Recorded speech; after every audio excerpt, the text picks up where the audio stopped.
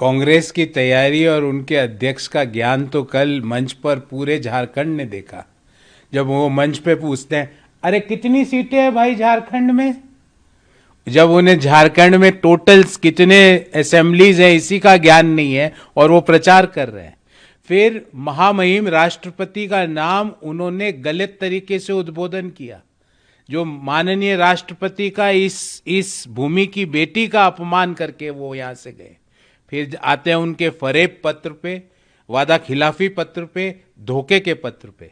क्या कांग्रेस और हेमंत को युवाओं की याद, स्वास्थ्य व्यवस्था की याद, महिलाओं की याद सिर्फ इलेक्शन टू इलेक्शन ही आती है?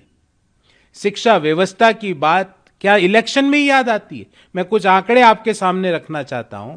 उन्होंने कल शिक्षा की बात करी।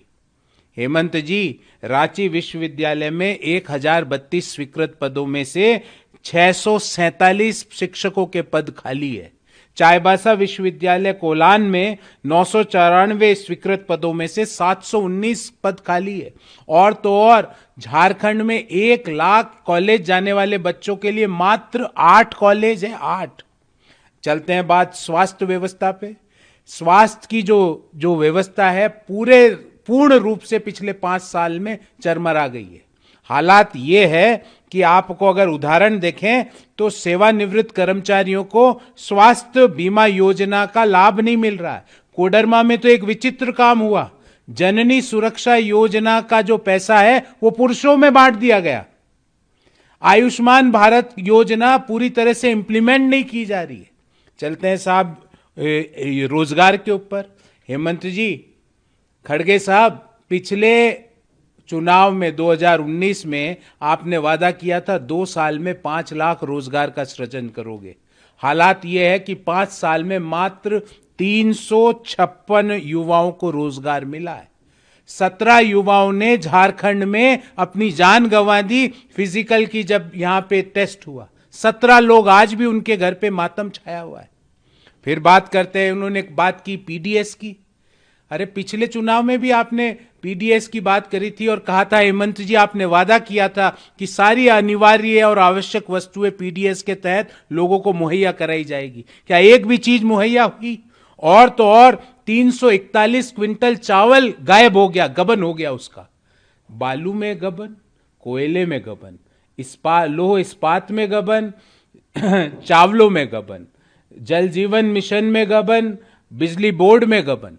अगर मैं इस पिछले 5 साल की हेमंत सरकार को अगर व्याख्या दूं तो कहूंगा 3 शब्दों में: कुशासन, कुप्रबंधन और भ्रष्टाचार। हां, इनको यह कहना चाहिए हेमंत जी को और खड़गे साहब को कि हमने एक योजना चलाई है, बांग्लादेशी घुसपैठिया पधारो योजना झारखंड। पर वो योजना 23 तारीख को बंद हो जाएगी। जो आपने रेड कारपेट बांग्लादेशी घुसपैठियों के लिए लगाए हैं वो रेड कारपेट योजना बंद हो जाएगी। और जो बांग्लादेशी घुसपैठियों को आपने बसाया है और झारखंड के आदिवासी समाज की भूमि उनको दी है, चुन चुन कर उनको वापिस झारखंड के बाहर खदेड़ा जाएगा।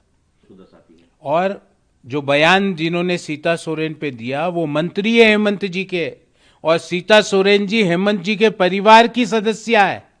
जो व्यक्ति अपने परिवार की सदस्य का जब अपमान हो रहा है और खामोश बैठा है, वो पूरे झारखंड की महिलाओं का क्या सम्मान करेगा?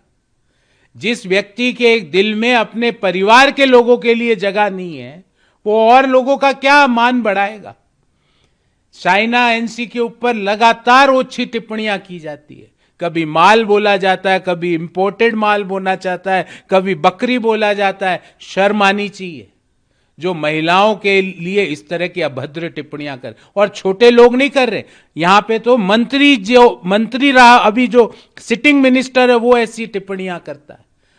जमशेदपुर पूर्व में एक अधिकारी रहा हुआ कांग्रेस का प्रत्याशी जो वहां पे पूर्णिमा दास जी चुनाव लड़ रही है, उनके बारे में डबल मीनिंग के स्टेटमेंट देता है और कांग्रेस पार्टी खामोश बैठी है।